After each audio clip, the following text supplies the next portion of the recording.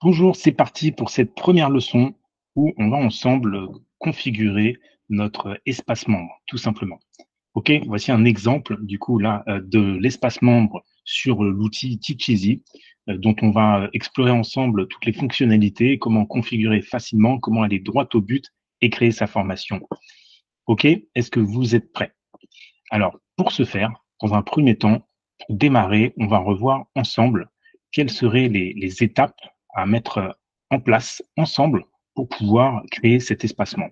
Voici le plan, je vous l'affiche. Technique facile, nous sommes ici. Donc, ça se découpe en 5 parties. La première partie, c'est la préparation de votre espacement, ou on appelle ça aussi un LMS, un Learning Management System. C'est un système, un logiciel d'hébergement en fait de formation. Dans cette partie-là, du coup, on va voir maintenant comment configurer l'espace membre sur notre plateforme. Et ensuite, on verra comment naviguer dans l'interface, utiliser ses fonctionnalités et tout de suite derrière, comment créer son cours, la structure du cours. Et bien, tout simplement, vous allez récupérer un lien qui se trouve, je vais vous l'afficher maintenant, qui se trouve sur la page, juste au-dessus de la vidéo. Ça s'appelle lien de parrainage pour s'abonner à Teacheasy, qui est juste ici, tout simplement, voilà, que vous allez pouvoir retrouver. Hop là, ici, vous prenez ce lien, et une fois qu'on a ce lien, et ben, tout simplement, je me connecte et on va le faire ensemble. J'ouvre ce lien, vous cliquez dessus, vous pouvez l'ouvrir dans une nouvelle fenêtre. Une fois que ce sera ouvert, qu'est-ce qu'on va voir? Attention, je vous montre ça. On arrive ici. Mon nom, test, mon nom, mon adresse mail. Je vais prendre par exemple une autre adresse mail. Hop, comme ceci. Je vais mettre un mot de passe. Hop, j'accepte les conditions. En dessous, est-ce que je veux recevoir la lettre de Teacheasy? À vous de voir si vous voulez avoir les conseils de Teacheasy ou pas. Et vous faites s'inscrire. Alors, le mot de passe avec, ouais, j'ai pris, regardez, je prends un mot de passe tout simple, hein. J'ai repris mon adresse mail avec un point d'exclamation. Donc, il y a une majuscule, des chiffres, un caractère spécial, au moins 8 caractères. Bon, je vous recommande pas de mettre le nom de votre mail, mais là, c'est juste un essai et je fais s'inscrire. Gmail.com, sinon, ça marchera moins bien. Je lui donne mon mail. Voilà, je peux lui dire d'enregistrer éventuellement. Et après, ils vont nous demander, parlez-vous de nous? Comment vous avez entendu parler de nous? Voilà, bouche à oreille. Je fais suivant. Quel est votre profil? Je suis formateur, mais je n'ai pas de numéro NDA, par exemple, de numéro de formateur. Je fais suivant. Est-ce que je suis Calliope, CPF ou quelque chose?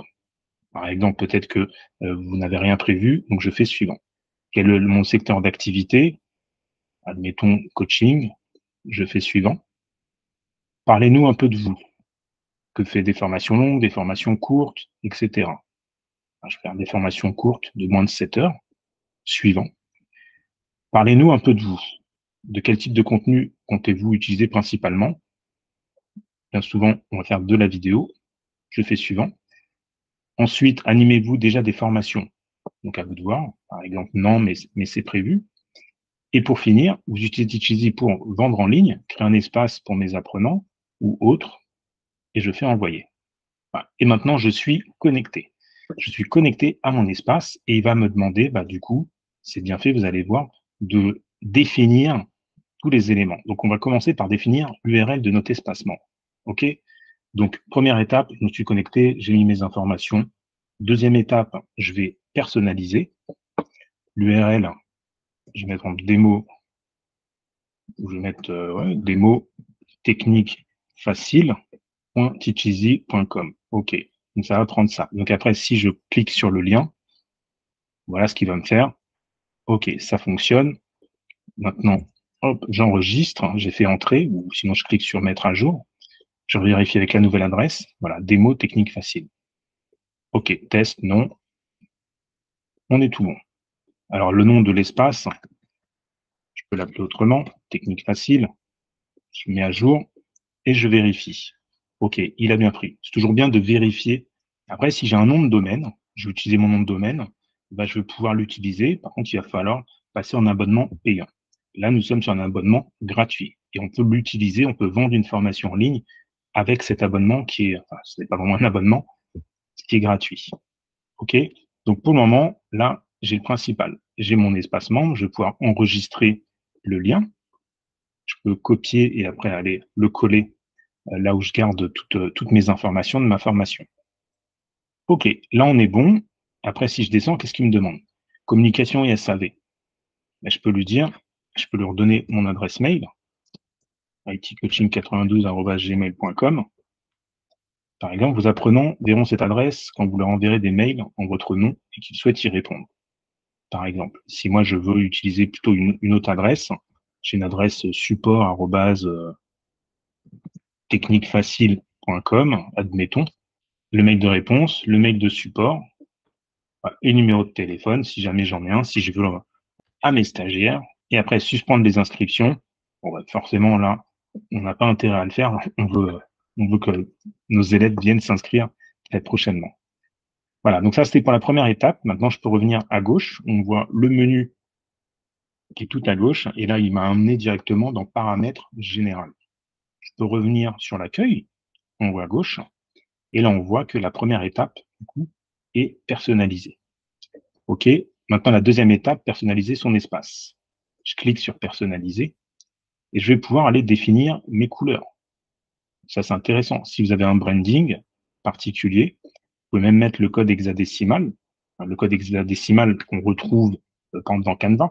Donc, vous pouvez facilement le reprendre dans Canva et faire un copier-coller. Vous allez chercher votre couleur.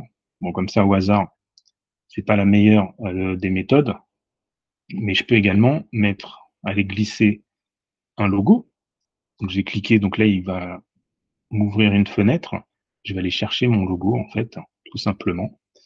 Je prends mon logo, hop, attention, voilà. Et là, il a pris mon logo. J'oublie pas de faire mettre à jour. Si j'ai un favicon, donc le favicon, c'est les petits icônes qui se trouvent dans la barre d'adresse en haut. C'est toujours bien d'avoir un favicon. Je peux en rajouter un. Voilà. Si ça ne me convient pas, je le supprime et je vais le modifier. Par exemple, là, le mien en blanc, peut-être qu'on ne se verra pas beaucoup. Et voilà. Si je veux changer la couleur d'arrière-plan, admettons, si je veux changer la couleur du texte, que mon texte il soit noir, couleur des boutons, je fais encore une fois mettre à jour. Voilà. Je peux même mettre le lien de mes réseaux sociaux si ça vous intéresse. Donc, je vais pouvoir choisir dans la liste ce que je vais mettre. Par exemple, je vais mettre mon Instagram. Hop, j'ai collé, je fais ajouter.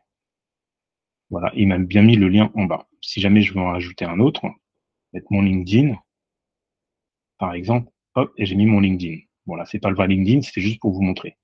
Donc, j'ai bien fait une mise à jour. Votre compte, veuillez activer votre compte. Un mail a été envoyé. OK. Bah, alors, je vais aller sur ma boîte mail. Et là, j'ai bien un mail qui me dit valider votre adresse mail avec un bouton. Il me dit que j'ai 72 heures pour le faire. Donc, je clique dessus. Voilà, j'ai cliqué sur le mail et il m'a activé. Maintenant, si je reviens tout en haut sur l'accueil, rafraîchir avec le petit bouton en haut à gauche, et voilà. Débloquer toutes les fonctionnalités. Maintenant, il me propose de prendre un abonnement payant. C'est pas dans notre intérêt pour le moment. C'est pas ce qui nous intéresse. Donc, d'abord, je vais continuer la personnalisation. D'accord? Donc, on a mis les informations d'URL, donc l'adresse, le chemin. On a personnalisé notre espace. Maintenant, on va pouvoir aller créer notre première formation et ensuite ajouter nos informations d'entreprise et configurer le système de paiement. Voilà, donc là déjà, on est pas mal. Je vous propose de finaliser ces différentes étapes et on se retrouve juste après.